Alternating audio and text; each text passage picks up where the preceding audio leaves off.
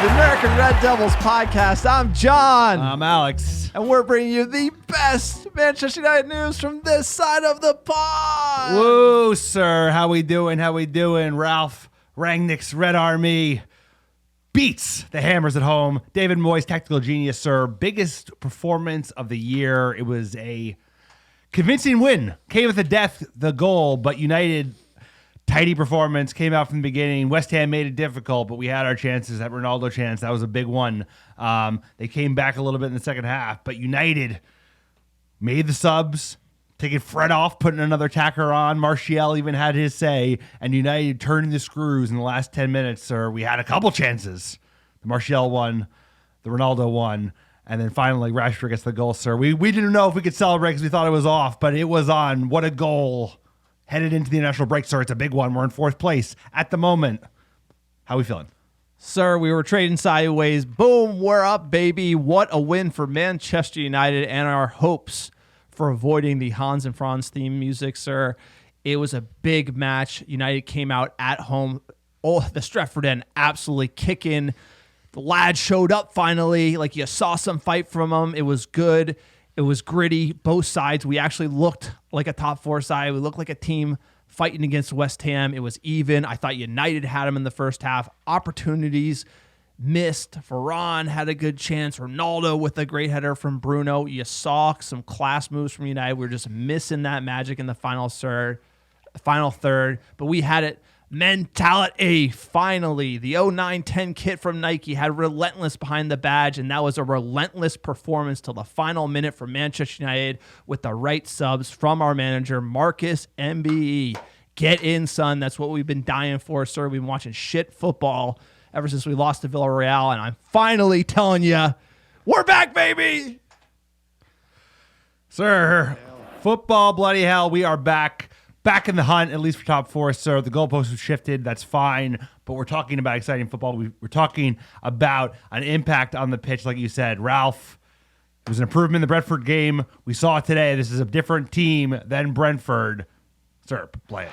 Can Manchester United score? They always score. Sir, we had our chances in that last minute. Sir, Ronaldo had a chance after the 90th minute. So did Martial, that we thought would be the last one we got. And at the very death, he actually made the deft pass to Cavani, giving the ball to Rashford, sir. But it was a big performance mentality-wise, subs-wise. Sir, it was all good. It was like we could have had earlier chances. I think they had goal. Like if we got in the goal in the first half, I think we could have blown this game wide open. They made us fight for every inch. United kept pushing. Rangnick made aggressive subs late in the game that actually probably made the difference. Went for it, sir, because that's what the United fans wanted to see. And Moisey was crying all the way out, sir. The last kick of the goal was Rashford's goal into the net. What a game. What a win. Big 3 points for Manchester United.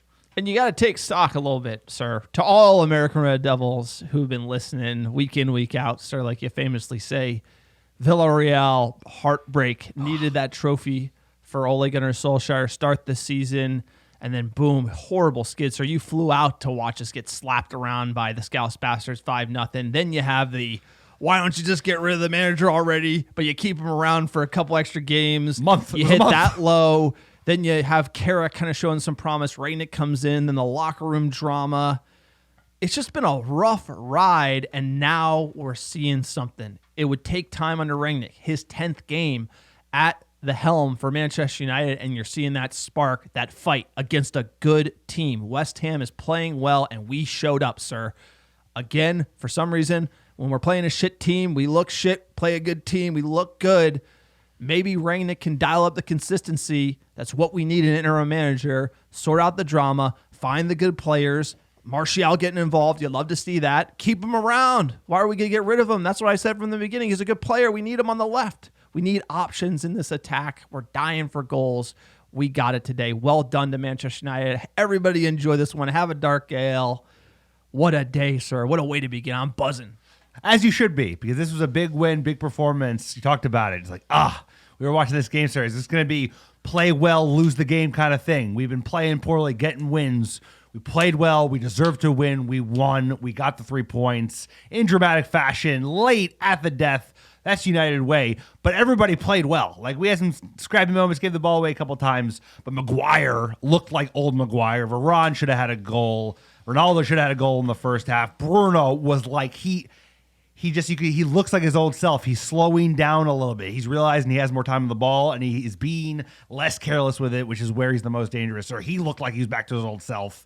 And McFred with cheese with that Ralph salt is making all the difference because they continue to perform in the middle of the park. They are good players, and they're not going to be going anywhere, sir.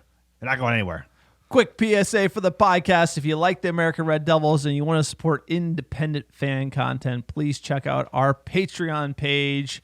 We don't have any corporate sponsors here on the podcast, just us two in a little bunker attached to Alex's garage. It's finally starting to heat up, sir. We're wearing the hoodies. You know, you got to keep it 100 in the podcast bunker. You want to support us, sign up via Patreon. It helps us keep the lights on, keep independent fan content alive. Visit our page, www.patreon.com/America Red Devils. We give away pins, stickers, scarves, shirts, you name it. We also drop an exclusive episode every single month.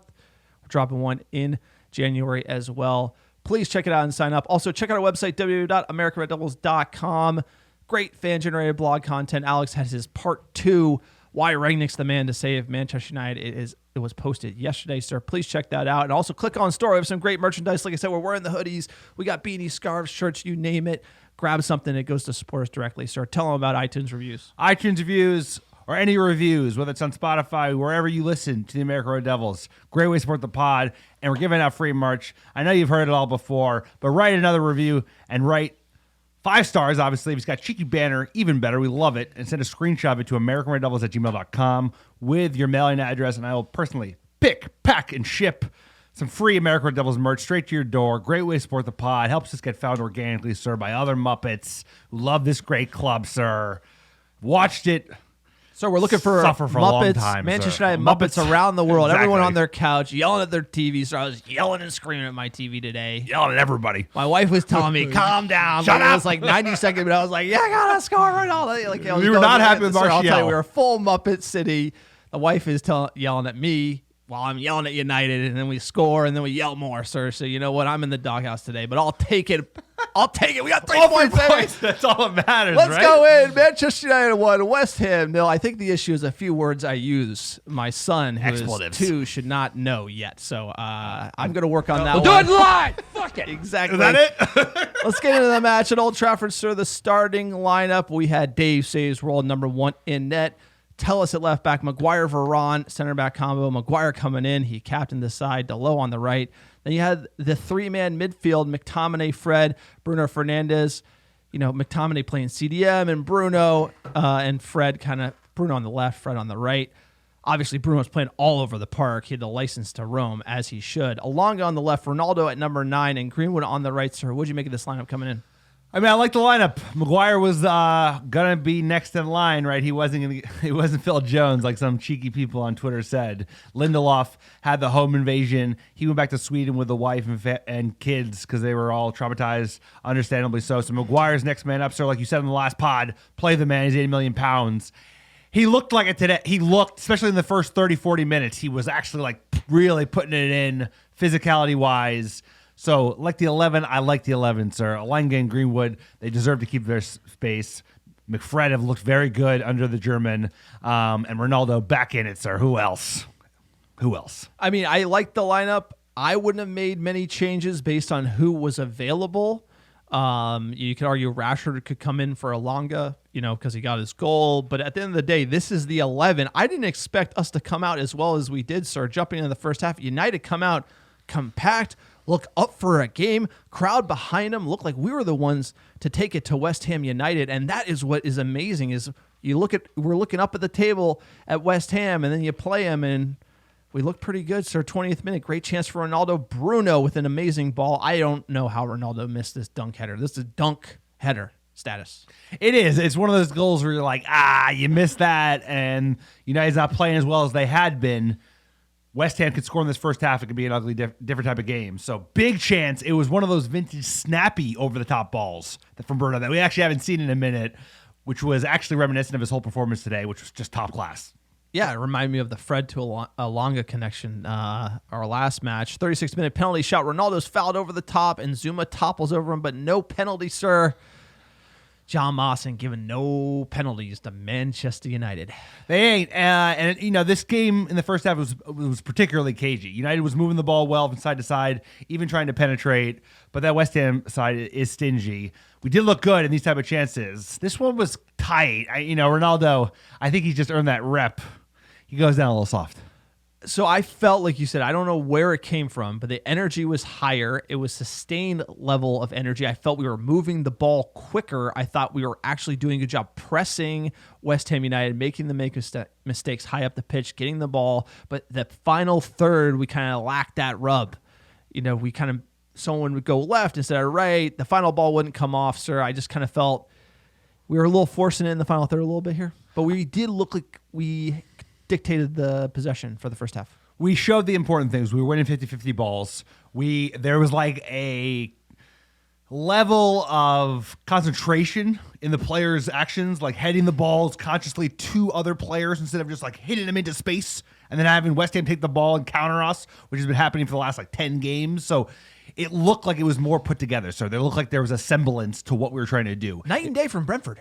Night and day. The flicks that were going to the other players, losing the ball, and Brentford was completely a different team, and I was pleasantly surprised to see us come out with piss and vinegar in the first half, like we should, sir. Jump in the second half, we come out hot as well. We came out flat in other halves we've seen as of late under Rangnick, but we came out ready to score. 49th minute, Fred surges into the box and shoots. Sir, on his good foot. I thought he should have gone to the right.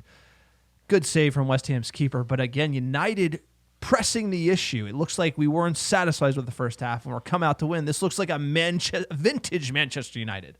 Really so.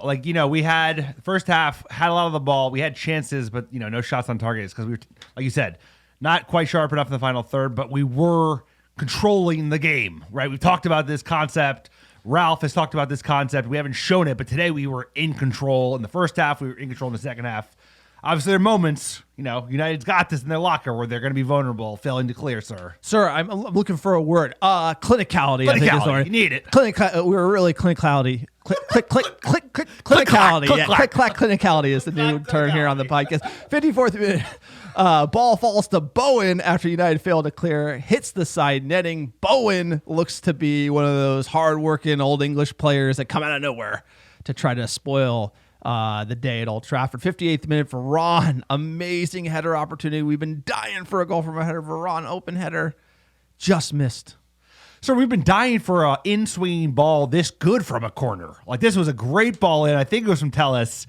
And Varane had a really good sniff at it. Should be at least a chance. Got to be on target. He knew it. United were forcing the issue, sir. And then we started really forcing the issue with the subs. A 62nd minute sub, Rashford for Elanga. I like this sub as well. Rashford came on, scored. Looks sharp against Brentford. He should be playing here, getting some minutes against West Ham. 82nd minute double sub, Cavani and Tony Martial, the bad boy Martial, coming on for Greenwood and Fred, sir. 87th minute, West Ham go close from a corner, but there's no one to tap in at the far post. Nervy stuff here. A few set pieces for West Ham. They didn't really create too much other than that. This one looked like vintage United just blowing it because we've seen so many flick-ons to the far post where somebody just dunks that in on us. Smashes it in, right? Someone just smashes it into the back net. I was waiting for Antonio to be there and just basically rock it in the top netting. 90th minute, this is where I started losing my head here. Yeah, your wife Ronaldo yells, and Martial squandering excellent chances. Ronaldo in the box with a shot on his right foot, can't beat the keeper. And then Martial just looks like he hasn't played in a while. Squanders his chance, but sir, we can't complain. It's called Fergie time for a reason. Let's just enjoy. Wow, put it loud, sir. Manchester United, sir, we won it all. We've seen the lot. We're able to keep going. Frederick's header has actually helped Ronaldo. And Manchester United swarming forward now. It's Martial for Cavani, and Rashford puts it in. That's the moment. That's the difference. That's the goal. And Manchester United are targeting West Ham's top 4 place. Marcus Rashford is smiling again, and he's not alone around Old Trafford. Oh, what a huge by Manchester United. It was a brilliant break. Tellez with the ball forward, knowing that West Ham had left themselves exposed this late in the game. Martial heavily involved. It's a lovely way to pass to Cavani. It's touch and go, whether he's onside. Assistant referee allows it to continue. I'm sure they'll check it, but they make the right decision. Martial, great way to pass. Cavani sees an opportunity at the far post, just slides it across, doesn't go for goal himself, just puts it in a position for a tap-in for a teammate. It's brilliant play. Spectacular goal, Ronaldo to Martial to Cavani. What a ball from Cavani to Marcus Rashford to finish it off, sir. I mean, it was tight. I didn't celebrate that hard because I was like, it's got to be off. Because Martial looks to like hold it a little too long, and I thought Cavani wandered off because he does often do it. And I just thought the timing of the pass was off. But look, VAR checked it. I seen the photo. I don't believe it, but it's on. Let's go, baby. 1-0 to Manchester United. What a game. So this goal was overturned last year, right? Like the VAR calls we saw last year, there's no way this goal stands. So that close. being said, they held it. They called it. It's a great goal. Everyone does well in this. Tellez with the ball. Ronaldo does it just very last death, gets the ball to Martial. He probably holds it for a millisecond too late, sir. But like you said, it wasn't called off. And then actually Cavani does unbelievably well. That ball is not just a straight ball, sir. He puts a curling ball past two defenders and gets it right to Marcus Rashford where he needs it. It's a great team goal. It's reminiscent a little bit of the goals against Brentford, right? That counterattacking with speed that we like to see under Ralph Rangnick that we're starting to see more and more of, sir. What a win. What a win in front of the Old Trafford faithful, sir. I'm buzzing. How about you? No, it's truly just spectacular. But the thing about it is you add the last minute winner, which is, you say Manchester United DNA. That is what it is. It's like never giving up, throwing everything on. So first of all, the manager got it right. He went for the win. How many times, and I'm not saying nothing bad about Ole Gunnar Solskjaer, how many times we see Ole kind of, get a little tight on the bench? It's like Rangnick saw it. It's at this point, it's all or nothing. He went all in, push the chips all in. I love it. That's Manchester United DNA as well. That is. Late winner is Manchester United, but you got to go for it. You're at home. Fergie was a risk taker. Yep. He went for it. Rangnick, credit to him, made the subs, put on all the attacking players he had, everything in the kitchen sink, and Martial, who, we all seen the drama. Who did well in the goal. He did well. No, he looked good coming out. Like I said, we had this argument on the podcast a few weeks ago. I was like, why isn't he wanting to fight for a spot? We need Martial at this point. We need everyone. We probably need Jesse. But obviously he's going to go to Newcastle. We need these bodies to show up right now because it's all hands on deck. This team, this is a spark, sir. International break, we always say, hey, if you lose, you take a break, it could be good. You get a big win, ton of energy behind the team. It could be bad. You don't know how we're going to come back, but this seems to be something that is happening organically with this team. They've gone through pretty much the darkest days, I want to say, are hopefully behind us. Hopefully. And you build anew. And it looks to me like this would be the result. The way we won, the Manchester United away, the manager making the right decisions, the players believing now, hopefully, in what Rangnick is doing. We looked like we were playing Rangnick ball as well. This is why it takes time, but you're starting to see it. And I hope this can continue post-international break. But a really exciting match all around. 90 minutes of heavy metal football from Ralph's Red Army, sir. 90 minutes of the Stretford End rocking and sending David Moyes up hacking. I love it. David Moyes taking 0 points away from Old Trafford once again. Big game. We talked about it after Brentford, the importance of heading into the international break with momentum, positivity, instead of negative momentum, right? We were heading into previous international breaks this year, even under this manager, with not necessarily the positive signs you want to see. This was great. This was a continuation of what we saw in Brentford, but more of the game against a better side, sir.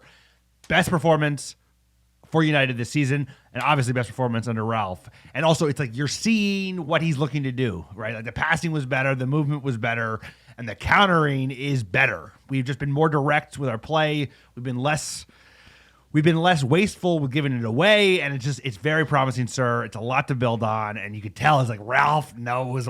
Like I said in my blog post, sir, he ain't no dum-dum. Like, Ralph is a fucking smart guy. Listen to him. He ain't no Muppet. He ain't no Muppet. He ain't no Ed Woodward, bro. So it's like, listen to the man. I'm excited about what we're seeing, sir. The goalposts have shifted. We're not winning the league, but I want to keep the top 4 dream alive because I want Ronaldo. We're not winning the league? No, we're not winning the league. But I want to finish in the top 4. I want to finish in the top 3, sir, because I think we can. Because this team's got a lot of promise in it, and it ain't all happening right now, sir. But, like, progress ain't a straight line, but we're making progress. Match stats, Manchester United 18 shots to West Ham 6, 3 shots on target to West Ham's 1, 57% of the ball to West Ham's 43%. That sounds like we're playing at home as well, sir. It's been a long time we've been saying stats like that at Manchester United, sir. Manchester United have won 21 of their 26 Premier League home games against West Ham and are unbeaten their last 14 against them at Old Trafford since a 1-0 loss in May, sir. Obviously, David Moyes has never won an away Premier League match against Manchester United in 15 attempts, sir. That's why we say he's a tactical genius. And West Ham have lost 4 of the last 7 away games in the Premier League. So, look, they haven't been playing well away, and we ended up smacking them around. And Marcus Rashford has scored a 90th minute winning goal for the 4th time in the Premier League, at least twice as many as any other Manchester United player. In fact, no player has ever scored more such winners in the competition's history. Not bad, bro. Rashford has it in his veins. And, oh, by the way, there's one in France that doesn't even count for that. So Marcus Rashford, you talk about Manchester United DNA. Look, he comes back. He's not in form. Give him time. Like I said, give him time. Needs a goal. Got it. Got it against Brentford. Got it now. He's hot. Let's go. Frosted tips. He's back. I'll tell you what. You know another player who wasn't hot that needed to get hot is Bruno Fernandez. He's back. Harry Maguire on the right track. For Ron, if he could stay healthy, sir, hopefully like he got enough of a niggle today that he doesn't even go on international break. They just keep him around, Carrington, and get him rested up for the big next match, sir. Middlesbrough Friday night FA Cup. Let's go, boys. Let's go. All right, we got Ralph. Why do you want to hear what we say? Let's hear what the manager has to say. Ralph, I'm guessing he's going to be very pragmatic again. Scenes of celebration at the end, and you came onto the pitch as well. What was it like from your point of view?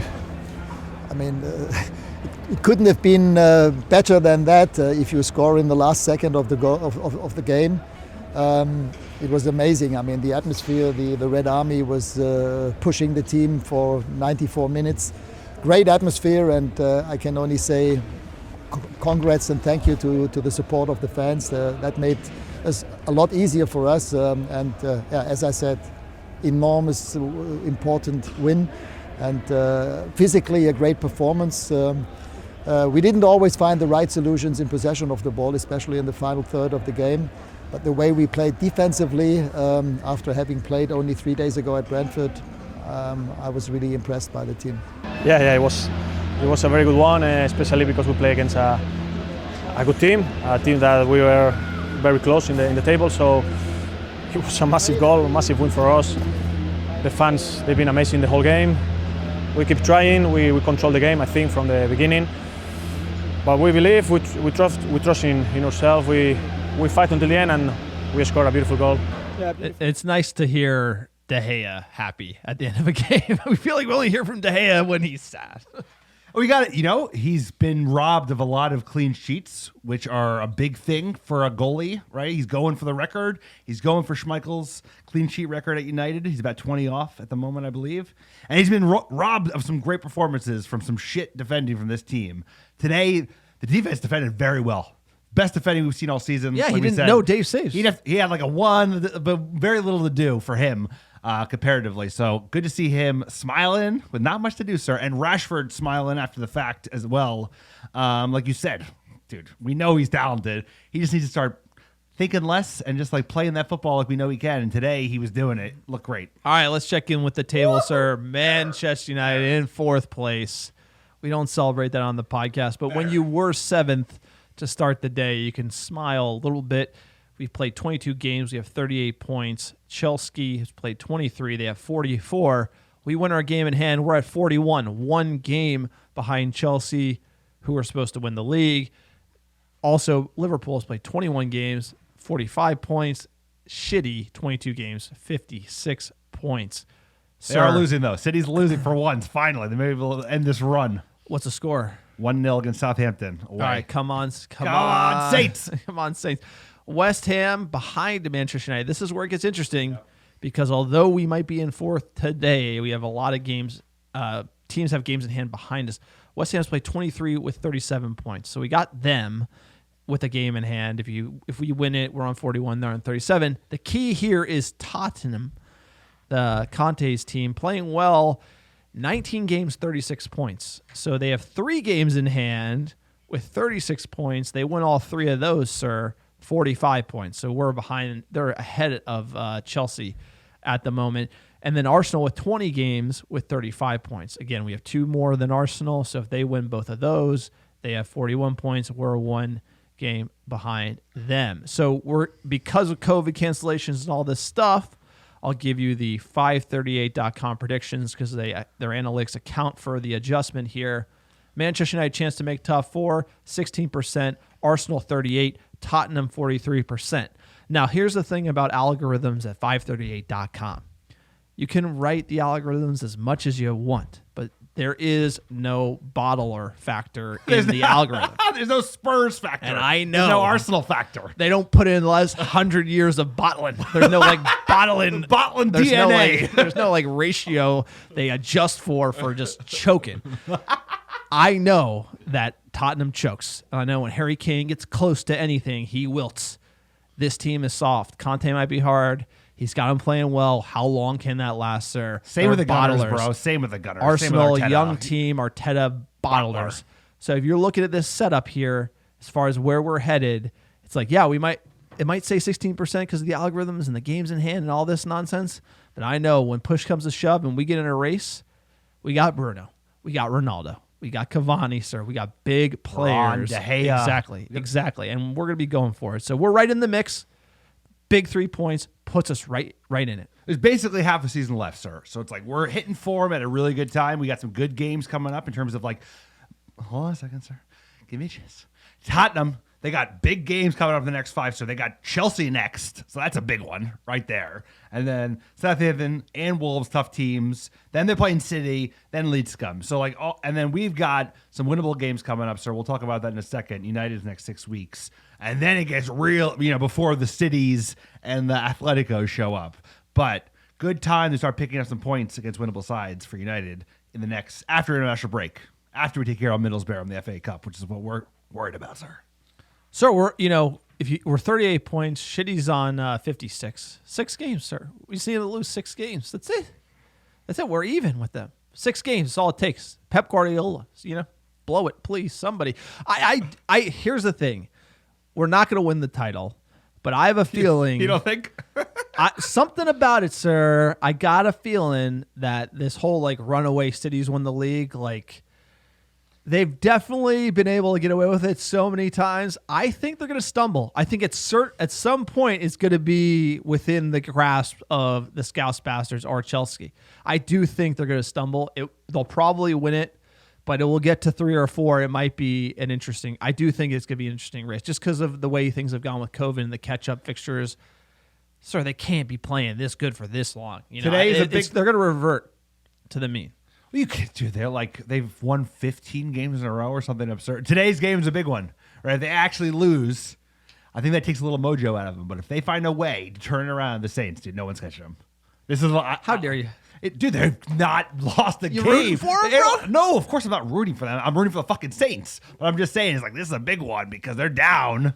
If Saints put a little lead in their tires, that's good for the league. I know. That's good 1 of 5. It's great for the league. That's 1 of 5. Title run, baby. You heard it here.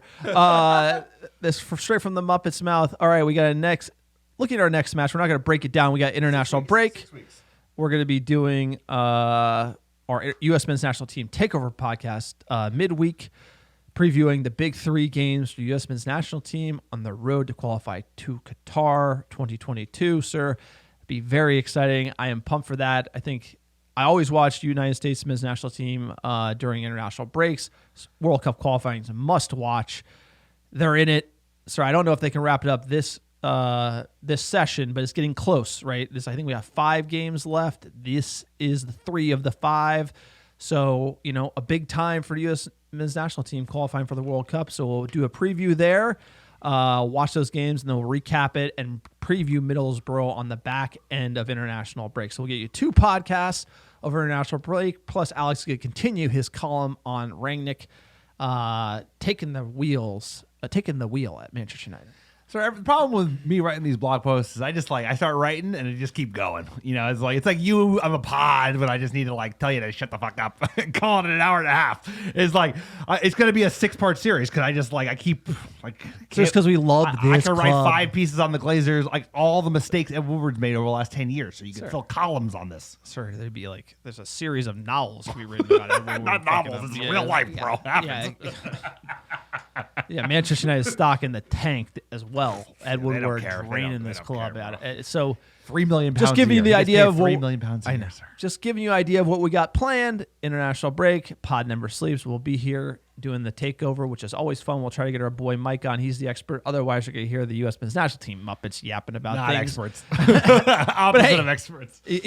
I'll tell you. You know how much Alex loves this club. How much do you love this club, sir? What game you were watching yesterday? He's watching Arsenal versus Manchester United with Michael Carrick. Carrick's last game, bro. He's rewatching an entire game of Arsenal versus Manchester. What was the biggest this take- season? what was which the is biggest- maybe The biggest takeaway from that was it was Arlo and those idiots, and they are so bad. They're the worst at their job, bro. yeah, hopefully get phased They're out. as bad as Ed Woodward at his job. NBC Sports, just give us the straight up Sky commentary. We don't need those numpties. That's right. All right. When we come back from international break, February 4th, sir. Friday. Manchester United versus Middlesbrough. Big game, FA Cup 4th round, sir. A lot of clubs still in it. But we want to go to Wembley. We want to win a trophy, sir. I tweeted about the last FA Cup we won. It was a great trophy. It's a great historical trophy for this club. We're close to the Arsenal on the most FA Cups won. I think that's another title we would like to add as the greatest in English football. We've won it all. But a big game against Middlesbrough. You love to see it. Hopefully we rotate, get some kids in there. That'd be great. Then we got Burnley. Burnley are horrid. On the road. Horrid. They're horrid, though. They've got 1 win, so they're last in the table. They're absolutely dying. The Builders, February 8th, noon Pacific. Tuesday. Then we play Southampton, sir. You got a date for me on that one? Oh, That's the weekend. It is I believe it's a 4 a.m. game, sir. A 4:30 game. I know you like your 4:30 matches. It's the 12th, which is a Saturday. 4:30 a.m. against Southampton. I am just reacting to that. I don't need another 4:30, but I'll take it. So this is the record for 4:30 a.m. wake-ups for this season. I don't think that this has got to be number 4, and we're not even halfway through. Leeds versus Manchester United, February 20th at 6 a.m. And then let's go, sir. We got the music. Atletico Madrid versus Manchester United. We're going to Madrid first. Then we play Watford on the 26th. Then Shitty to start March, and then Tottenham March 12th. So you want to mark your calendars. You're talking about easy ride through early Feb. So this is another good thing. You look at this big win, come back for international break. You got the FA Cup. Then you got Burnley, Southampton, Leeds. And Time to go on a run. It'd be a great time to go on a run and pick up some points. And I then- know we said that before, but And then you got to put on your big boy pants. And then this is where you hope we kind of have a run. Everyone's playing well. And then Atletico Madrid. Gritty performance there. Then you get a Watford, Shitty, Tottenham. Now, this is where top 4 is going to be decided. Shitty and Tottenham. Those are the fixtures. That's the bookends for March, sir. Exciting times at Manchester United. I'm glad we're not coming right into tough fixtures coming back. I'm glad we beat West Ham and we got an easy start to February, build some momentum, and then go into the Champions League. And obviously the final race for top 4, because that Tottenham game is huge. That's huge match. And it's at home. And they bottle it. sir, Buttlers, I love it. You can't fit that into the algorithm. Ain't no Butler code line. But this is a big run of games. Like you said, if we beat Middlesbrough, the first game after international break, there's also going to be there's going to be a 5th round FA Cup match thrown into the mix over the next 6 weeks. That's a big one to watch. But it's a great opportunity to build on this. Players, we're seeing who Ralph likes, who still has a point to prove. Hey, Manchester United board, it'd be a great time to buy a CDM. We got like a week left in the transfer window. I'm sure they won't. It'd obviously be a good time to get some money out of Lingard. I'm not even confident they will. But that being said, the players we have enough to finish in the top 4. I think we have enough to finish in the top 3 if we go on a proper run and people start playing up to their ability and we don't suffer an injury crisis or a COVID Sir, crisis. you know how we're Muppets? Caveat, We're bullish caveat. after one win. We're like, one win, sir. let's Two go. wins. I mean, Brentford was a start. A lot This of is wins, better. but like one win with good football and winning in the last minute. I mean, you can't feel better than that as a Manchester United fan, sir. That's right. Also, big news here. American Red Devils abroad. Me and Alex going to the Chelsea match in May. We just booked our flights, ready to go. Sir, season ticket holders in the Stretford End, where you hear all that noise all game. We'll be singing, sir. It's been way too long since I've been back because we were going to go. My son was born early, then COVID hit, and then like all this stuff. Obviously, you went to the I'm not really too sad I missed out on watching the Scousebasters smack us around 5-0, sir. That's a historic defeat you got on your record there. I'm worried. Maybe you shouldn't come because you got bad juju. Sir, last two games You're bad luck. at Old Trafford have not been great. It was that one, and it was 2-0 against PSG. Those French goofs in their Gucci loafers, sir. But you know what? I think when we go and play Chelsea, sir, also, caveat, FA Cup final is that weekend. The game is currently scheduled for Sunday, but knocking on wood, United goes on a run. I'd love to see us in a cup final. Exactly. I'd love to see us pick up the FA Cup, so that is a nice, achievable silverware that means something. It's not a Carabao Cup, and I think like it would be great. This club needs So to we're win all in something. on FA Cup Middlesbrough, baby, because we want to watch Manchester United at Wembley. It will be that weekend. So then we might need to extend the trip to then watch the Chelsea game as well. Midweek, hey, babe, Saturday, Tuesday. Hey, babe, sorry, they made the FA Cup final. We got to stay till Wednesday. Wife's not happy about me going anyway, sir. But this is the way. It's just the way it is. Well, it's a couple extra days at the end, sir. So you They're got going to be pissed no matter what. They're not going to be happy. So I have a daughter who's going to be born in early April. So there's going to be, Congratulations, sir. I'll be, but there's a little extra spice behind it. But I was like, I haven't been in 3 years. I haven't been. Let's go. I get 2 weeks. Sorry, sometimes you just gotta take your licks, United in the news. Sorry, it's gonna be worth it regardless. FA Cup final, let's go. Victor Lindelof, someone who's not pumped right now. He got robbed, sir. I didn't really hear this. You want to recap the traumatic break-in? Traumatic break-in at Lindelof's house the night of the Brentford match, actually, when the boys were down in South London. His wife, his kid, were both there. I think they were in another room, but very traumatic. His family flew back to Sweden to be with their family, and Victor was not available. That's why he wasn't in the squad today. Sending all our best. It seems to be an issue, sir, in Manchester. Like, he's not the first guy, even at this club, who's had their home broken into while their family's there. Obviously, the Angel Di Maria story was famous, right? He left soon after that. I think he was shook up. But there's been a lot of players in the Premier League whose homes have been broken into. This seems to be a recurring theme. We're sending our best to Victor and the Lindelofs, but like, you think they'd be on top of this, or like you said, you think like they would have security for how well paid these players are, because this has happened like repeatedly. Well, it's sir. They probably just didn't have Simply Safe. That's probably what. I don't know what that is. What is Simply Safe? Security system. I'm just kidding. They had a safe room, sir. You ever seen the movie Safe Room? Did they have a safe room? Yeah, it says they locked themselves in the safe room. Nice. Okay, that's smart. But it's one of those things where it's happened quite a bit. It even happened to Smalling while he was at Roma, Right. and the guy was armed, and Smalling was home. Yeah. Thank God everyone's safe. Lindelof opting to spend some time with his family, completely understandable. I don't know the details of what happened. I don't know how they're doing. So, this is, when it comes to his family, it's obviously number one. And I'm glad Rangnick let him go, because it shows the manager is looking out for his players. Like Fergie, when Ronaldo's dad was sick, let him go, even though there's big games. Family comes first, and we send our very best to Victor Lindelof. Hope he comes back from international break without this drama, because it's going to be hard to kick. It's one of those things where my wife got robbed in our house. You never want to go back. Ever. And, there's trauma associated with it. It's a big deal. So this could affect them over the long term. So this is one of those things where it is a crazy story, but I can only imagine in the household how rough this probably is and can be. Probably done with Manchester. It could be something like that. I don't know.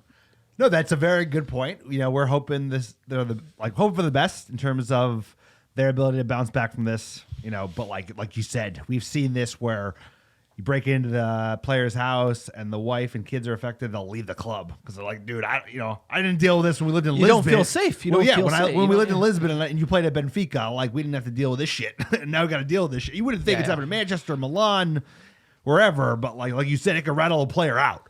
But it's also something where this seems to be happening so often. It's almost like the club should have some sort of security service. Or the FA? No, not the FA. It's like the club sort of has a staff that helps players like accommodate and get into the Manchester area.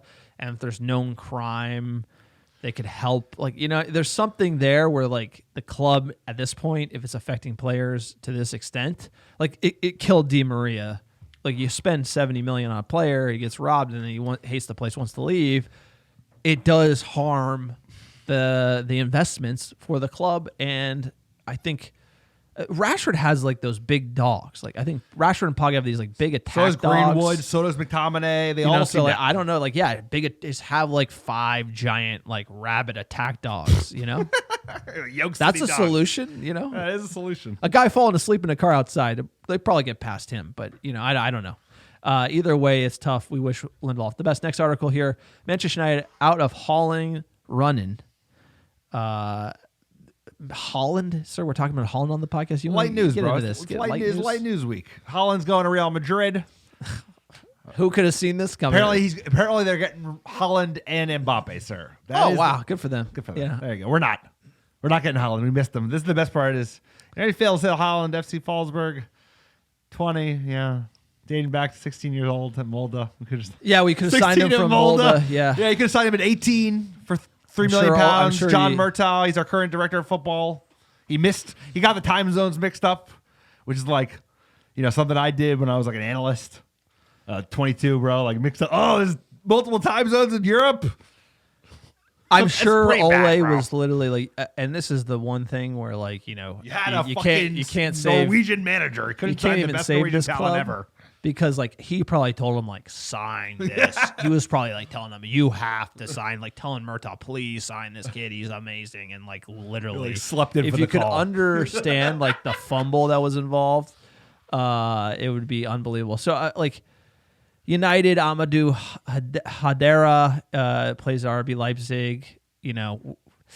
We're kind of in for him. Thinking about the midfield, Lingard's the big noise. Like, whether Rangnick Lingard will actually go to Newcastle on a permanent deal versus a loan deal. He doesn't want to go on a permanent deal. He wants to go on a loan deal for 6 months because he doesn't know if they're going to get relegated, and he wants to leave his options open for the summer since his contract is expiring. City are getting that wonder kid from River Plate. Wonder kid. Everyone's a wonder kid. But maybe that's probably because Holland's going to Real Madrid. No, but here's the real rub, sir. Tell me the rub. When we sign, so ultimately, this is kind of how the transfer game goes, where if Man City signed Harry Kane this past summer, I would have thought the odds of us getting Holland or like Julian Alvarez would be higher.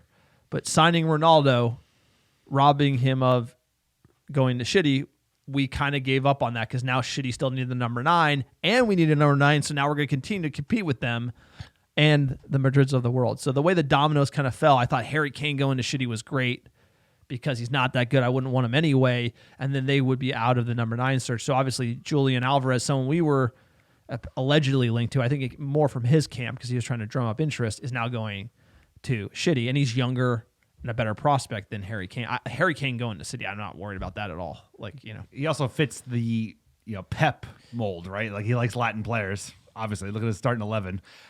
So yeah, that makes sense. And Mbappe and Haaland going to Real Madrid to let him have it. Enjoy that league, sir.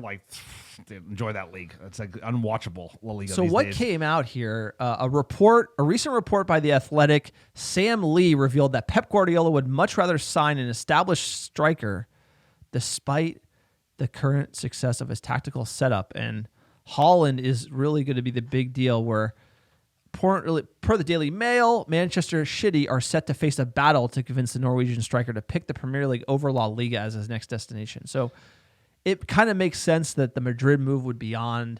It's not, the league's not great. Haaland could play for Madrid and just look great. It's kind of one of those moves where it's like, why would you go to England, fight it out? The new hot commodity in world football. Haaland, yeah, we know he's hot shit. I don't want Haaland, dude. Mino Raiola, like shitbag agent. I'm good, bro. No, we should never sign another Mino player ever, bro. So like, you could have Haaland. Dusan Vlahovic. I bottled his name. Serbian monster playing at Fiorentina. 6'3", 20. He's basically a Serbian Haaland.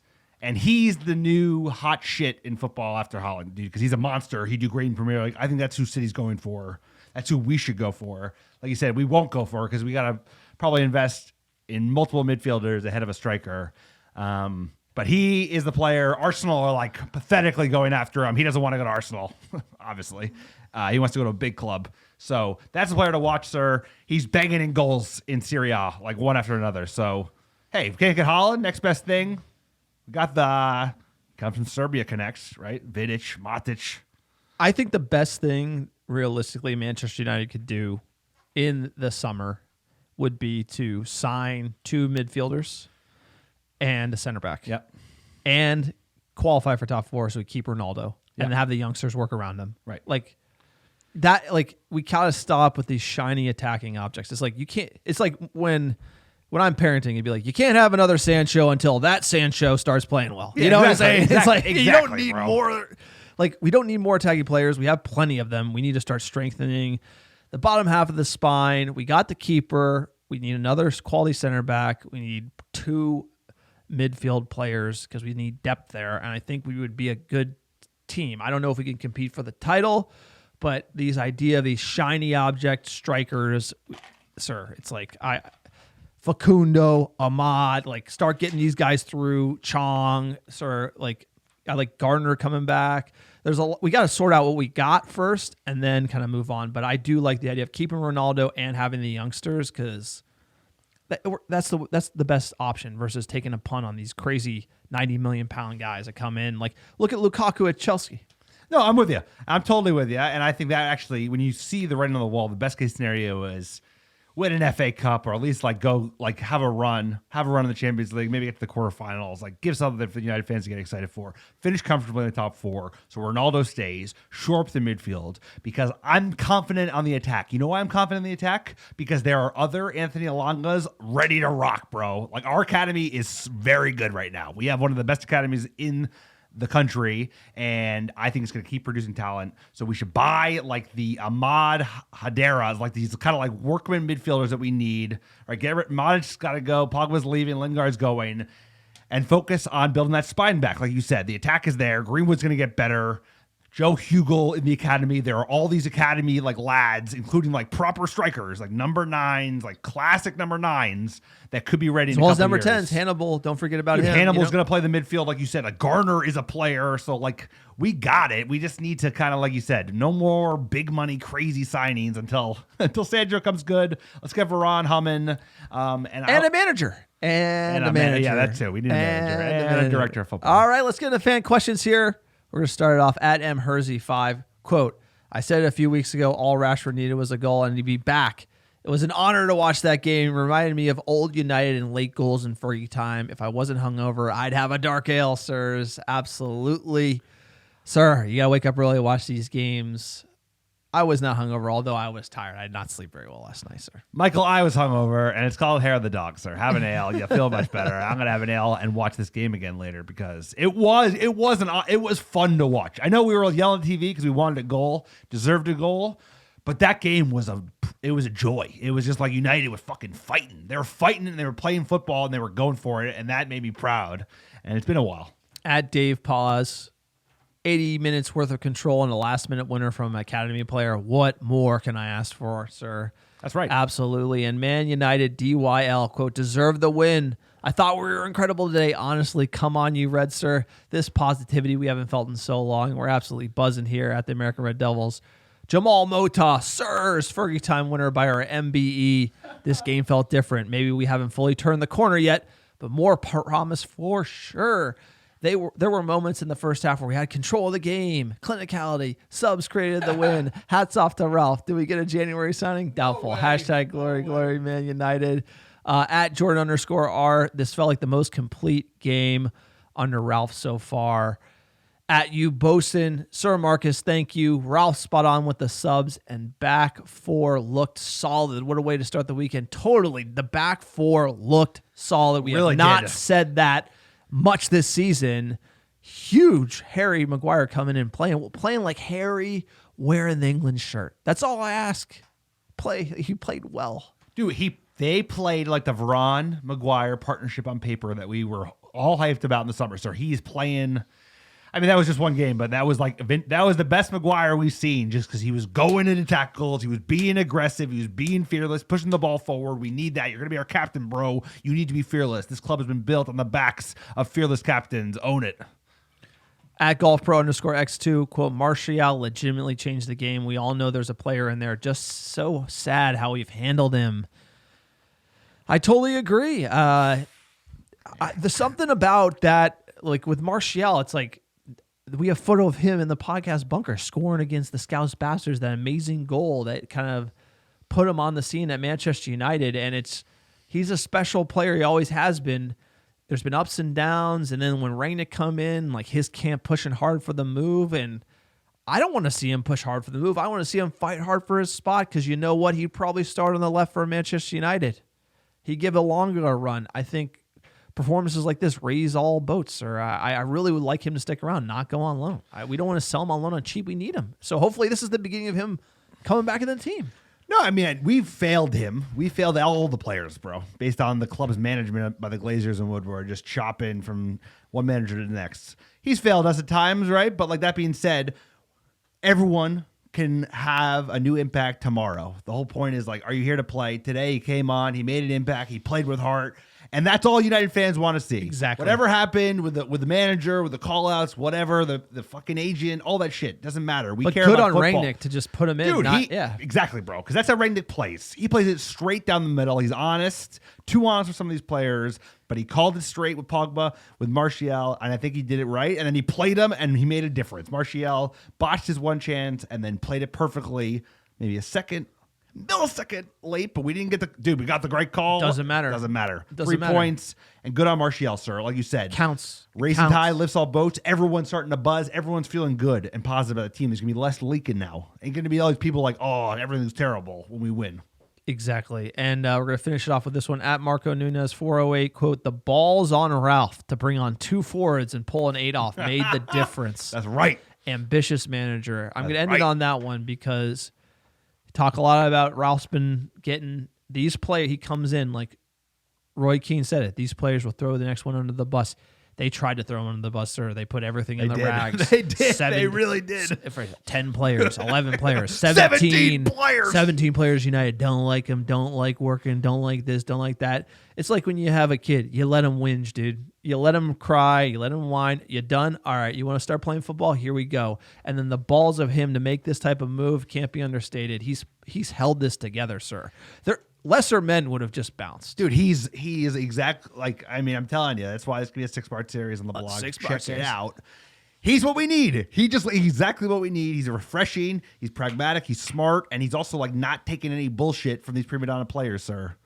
He knows when to bench Ronaldo when the club needs it. He knows when to start him. He knows when to talk shit. Not shit, but just like call people out in the press who have their agents talking shit for them. So it's like he's doing this well. He's handling it right.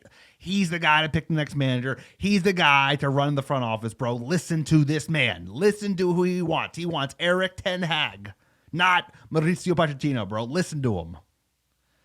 All right, that's the podcast. If you like the American Red Devils, Pochettino came in. Maurizio Pochettino. Was a great name. You really He's got a better name. Maurizio. He's got a better name. Like, what a name. Maurizio's a great name. Sir, it's a great name. That's the podcast. Just a preview. Like you said, we're going to get you the U.S. men's national team takeover mid next week. We're going to work with Mike whenever he can be on. We'll drop that one, and then we'll recap it, coming back and previewing the FA Cup fixture versus Middlesbrough. Lots to look forward to from a Manchester United perspective. Lots to look forward to from a United States men's national team perspective. Sorry, I hate saying United States men's national team. It's too much. Fucking mouthful. It's absolutely. But look, if you like the American Red Devils and you want to support the pod, Check us out on Patreon, www.patreon.com/American Red Devils. Like we said, we refuse the advertisers. They email us. We got we're good. We get them from everyone you've heard. They've You know the emailed one us. where- They've asked us to put it like The cringy one, the one that- ShaveYourballs.com. yeah, like the really They've cringy hit us one, up like, a lot. yeah, we're like good, you know, bro. we say we do not want to do ads. We do this we do this for the love of the game. Solely for the love of the game. We love this club. That is what it's about. We don't have sponsors. We don't waste your time. We just want to talk United. It's an amazing community. Shout out to all the American Red Devils. You want to support us, check out our Patreon. That's all we ask. Also, grab some merch. It helps us. Anything you buy goes straight to us keeping the lights on. Write a review, subscribe, or like anything we post. That goes a long way. Like we said, this is community-driven, for fans, by fans. Also, you want to write for the blog. Alex is editor-in-chief. You can write for the blog as well. We'll give you a login. You can post any article you want. Just email us, americadevils@gmail.com. Also, if you have feedback, you want to email us americadevils@gmail.com. We're all about the fan experience. We're just a bunch of Muppets on the couch having a good time. That's what it's all about, sir. Look, it's been a hell of a week for downloads.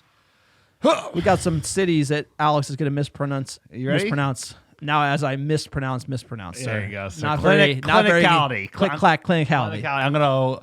I'm gonna join a dictionary company just so I can add clinicality to the dictionary. So number one, how you doing? How you doing? Corinth, Mississippi. You've been on the top of the list for a while. Appreciate you. Tonesburg, Norway. Clarkston, Michigan. Brentwood, what up? White Tees, California. Thomas Jordan, Norway. Houston, Texas. Appreciate you. Drogheda, Ireland. Salford, what up? Salford, UK. Telford, United Kingdom. And last but not least, Oslo, Norwood. We also got Englewood, California. Yes, sir. Dublin, Ireland. Appreciate all the American Devils listening week in, week out. Cannot do it without you. Also got London on the list, sir. Sir, London, the Canada, and United Kingdom, by the way. So the Both. tide is a-coming. Manchester United is on to something. It's always darkest before the dawn. A month ago, you would have thought we were in the fucking abyss. Like, everybody wanted out, sir. Players. He's lost one game since being here. 10 games in charge, sir. Promise. It's getting better. It's getting better, sir. There you go. There's the song I want to hear. Yeah, we're going to leave you with one song that was sung today, and we're going to be going the Stretford end, sir. It was a rising today. What a day. Everyone enjoyed. Absolutely buzzing. Have a great weekend to all American Devils. Sir, the Stretford end a rising. I see.